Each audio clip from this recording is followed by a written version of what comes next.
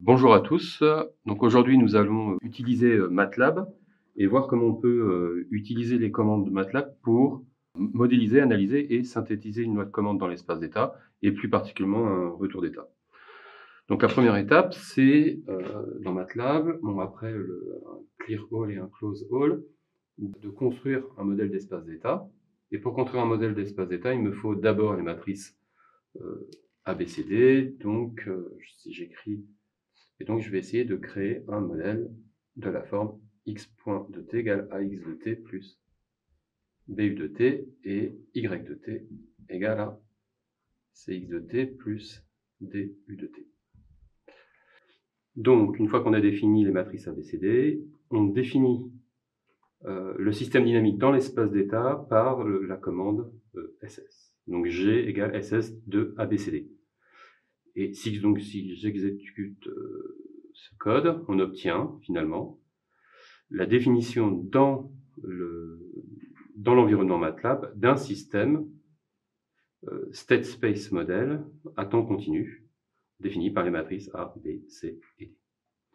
Donc ça, c'est la méthode la plus simple. Alors évidemment, une fois qu'on a défini l'objet espace d'état, G, alors on peut demander à MATLAB finalement d'opérer un certain nombre d'opérations. Donc typiquement, on peut lui demander de calculer la fonction de transfert correspondante. Donc GTF égale à TF, donc en utilisant juste simplement la commande TF, transfer function, et on obtient ce résultat-là, qui est donc la fonction de transfert associée au modèle d'espace d'état. Une autre manière, un peu plus ancienne peut-être, c'est d'utiliser la commande ss2tf de ABCD. Donc on lui donne les matrices ABCD et on lui demande de passer du modèle d'espace d'état au modèle fonction de transfert. Ça nous permet d'obtenir le numérateur et le dénominateur, et donc de recréer la fonction de transfert avec TF pour obtenir ceci. Donc, tout ça, ça nous permet facilement donc, de définir des modèles d'espace d'état dans MATLAB. Et une fois qu'on a fait ça, la suite, c'est d'essayer d'analyser ce modèle d'espace d'état. Alors, en termes d'analyse, donc on va essayer de regarder comment analyser la stabilité asymptotique, la commandabilité et l'observabilité. Alors, pour la stabilité, donc, si on considère l'étude de la stabilité asymptotique, il nous faut calculer les valeurs propres de la matrice A, et pour calculer les valeurs propres de la matrice A, on utilise la commande EIG, ici, qui nous permet de déterminer finalement les valeurs propres de A. Alors, les valeurs propres de A qui sont ici repérées là. Donc, ici, on a deux valeurs propres à partie réelle strictement négatives, elles sont réelles, et donc le système est asymptotiquement stable. On peut aussi lui demander de calculer les zéros, donc les zéros de transmission. Pour un système ciseau, ce sont les zéros de la fonction de transfert. Et ici, juste en appliquant la commande 0 de g, z égale. Et donc, on a un 0 en moins 3, point, qui est finalement la racine, si je remonte un peu dans le code, c'est la racine, en fait, du numérateur de la fonction de transfert que l'on voit ici. Donc, si je continue un peu l'analyse d'un modèle d'espace d'état, une fois qu'on a tout, donc, le but, c'est toujours de travailler sur la matrice G, enfin, sur le système G, ou alors sur les matrices ABCD. Si je veux analyser la commandabilité du modèle d'espace d'état, on peut utiliser la commande CTRB. Donc CTRB prend comme argument A et B et va calculer la matrice de commandabilité, donc je vais noter ici, donc la matrice de commandabilité qui est B, AB, donc c'est une matrice qu'on avait déjà vue, etc., AN-1, B.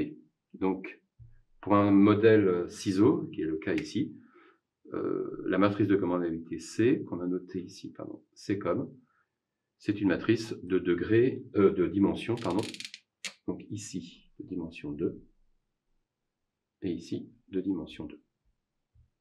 Et on obtient cette matrice ici. Et d'après le critère de Kalman, le système sera commandable si et seulement si le rang de C comme, le rang de cette matrice-là, est de rang 2. Donc il suffit de calculer le rang ici, qui apparaît là, elles sont bien de dimension 2 et le système est commandable. On peut faire exactement la même chose en étudiant l'observabilité. Donc l'observabilité, dans ce cas, on va utiliser la matrice que j'ai notée COPS. Donc on va construire la matrice d'observabilité, donc qui s'écrit C, CA, etc., CA puissance n-1. Et là, pour le coup, c'est pareil, hein, c'est une matrice de dimension 2 ici, 2 ici, puisqu'on est de degré 2, et on est en ciseaux. La matrice apparaît ici, je calcule le rang, et d'après le critère de Kalman, le système est donc commandable. Donc vous voyez qu'il est relativement aisé d'analyser rapidement les caractéristiques d'un modèle d'espace d'état. Et une fois qu'on a fait ça, on peut également utiliser MATLAB pour calculer différents changements de base pour trouver des formes modales, des formes de compagnes de commande ou des formes de compagnes d'observation, ce qu'on va voir maintenant. Donc, une fois qu'on a analysé et qu'on a pu regarder comment on peut faire différents types de changements de base, on peut s'intéresser également à utiliser MATLAB pour faire un certain nombre de tracés. Alors, on a toujours en tête qu'on a défini un objet système, alors que ce soit dans l'espace d'état ou en utilisant une fonction transfert, et on peut demander à MATLAB de tracer un certain nombre de choses. Donc ça peut être des tracés fréquentiels comme des tracés temporels. Donc ici j'ai choisi d'utiliser des tracés temporels. Hein. Donc première étape, on va définir alors une base de temps. Donc là on va essayer de faire des réponses pour un horizon temporel allant de 0 jusqu'à 10 avec un pas de 0,01. Je définis une entrée que je vais pouvoir utiliser, u de t égale à sinus de t, et une condition initiale qui vaut 1 et moins 1. À partir de là, il est très simple de demander à MATLAB de faire une réponse, par exemple, indicielle. Donc la réponse indicielle, c'est-à-dire u vaut 1 pour tous les temps positifs. Donc j'ai mis dans une sous-figure. Donc je vais faire juste appeler la commande step de g, t. Et il va me donner cette première figure. Je peux demander aussi à MATLAB de tracer la réponse impulsionnelle. Donc c'est impulse de g, t. Je peux aussi, une fois que j'ai défini une entrée bien précise qui est définie ici, je peux aussi lui demander de simuler la réponse du système à cette entrée particulière en utilisant la commande lsim. Et enfin, une commande qui est plutôt spécifique au modèle d'espace d'état, c'est la réponse aux conditions initiales. Et on appelle la commande initial, donc initiale de G, donc le système défini dans l'espace d'état, x0 est la condition initiale que j'ai choisie, et t, l'horizon temporel. Donc toutes ces figures-là ont été regroupées dans une seule figure qu'on va pouvoir regarder. Hop. Tac. Donc si je regarde un peu ce qui se passe, donc ici on a bien la réponse indicielle, donc le système étant stable, la réponse converge vers une valeur finie. Ici la réponse impulsionnelle, donc le système étant stable, la réponse impulsionnelle converge vers 0. Ceci est la réponse à une entrée sinusoïdale. Donc en régime permanent, l'étude de cette réponse pour tous les oméga nous permettrait de tracer par exemple un BOD. Et enfin ici c'est la réponse due aux conditions initiales, et comme le système est asymptotiquement stable, la limite de cette courbe tend vers 0. Donc voici pour le type de réponse. Donc il en existe un certain nombre. Hein. On aurait pu aussi utiliser BOD, BLAC ou Nyquist pour pouvoir élaborer les réponses fréquentielles. Et donc pour finir ce petit tuto, je vais vous montrer comment utiliser MATLAB pour faire un retour d'état dans l'espace d'état. Alors, on va juste dessiner un tout petit peu ce que l'on veut faire.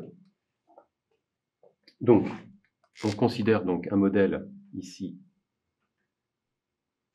G, donc est mon modèle d'espace d'état. Ce modèle d'espace d'état, il admet comme sortie Y, comme entrée U, et je vais supposer avoir accès à X, l'état, que je mets ici. Et le retour d'état, comme on l'avait vu, c'est finalement une loi de commande qui prend comme entrée via un gain prend comme entrée l'ensemble du vecteur x et qui est renvoyé sur U de cette manière-là. Plus, moins, et on a ceci. Alors, donc l'objectif d'un calcul de cette loi de commande, c'est de déterminer K afin que cette boucle fermée possède un certain nombre de performances et en particulier la stabilité asymptotique par le choix des valeurs propres de la boucle fermée. Alors en général, si on veut également obtenir un critère de performance comme la précision, on peut également utiliser un gain de précompensation N1, que j'ai noté N1, pour obtenir un certain niveau de précision entre Y et YR qui serait YR de T qui serait finalement une consigne constante de cette manière.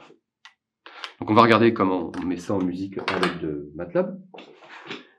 Donc, première étape, comme on l'a vu en cours, il me faut définir les pôles désirés. Donc ici, j'ai choisi des pôles désirés en -2, -3, qui permettraient d'obtenir un temps de réponse en à peu près 1,5 secondes. Ensuite, une fois les pôles désirés, il suffit d'appeler la commande place. Donc il existe aussi une commande qui s'appelle hacker, qui fonctionne à peu près de la même manière.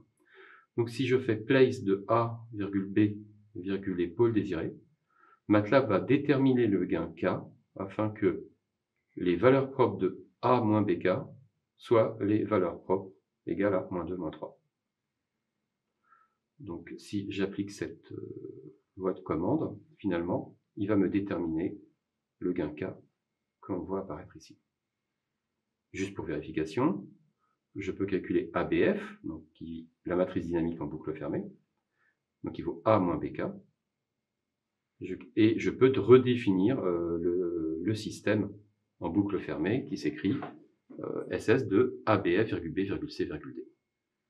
Et pour vérification, je peux lui demander de calculer les valeurs propres de ABF, et on voit bien que ça vaut -2, -3.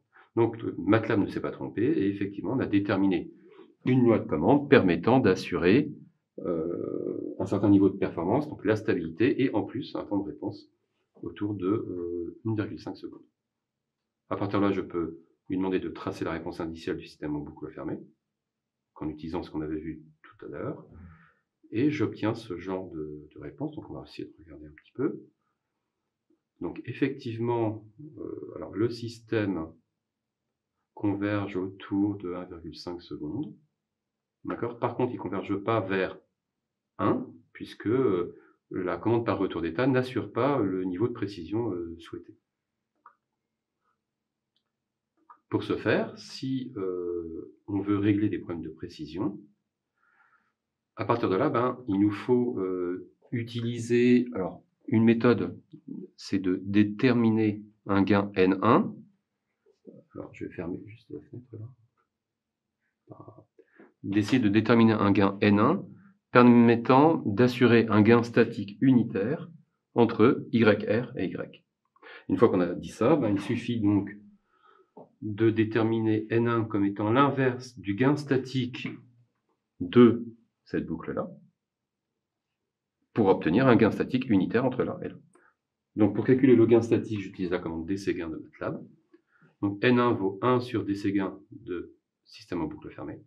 Je redéfinis mon système en boucle fermée comme étant N1 fois le système en boucle fermée. Donc j'introduis, j'ajoute juste cette entrée, ce gain ici. Et je peux, à partir de là, lui demander de calculer la réponse indicielle pour obtenir ce genre de réponse que je vais vous montrer. Donc on obtient ceci. Donc effectivement, c'est une réponse qui converge à peu près, donc un temps de réponse autour de 1,5 secondes, 95% de la valeur finale. On converge bien vers 1 grâce à l'action du gain N1.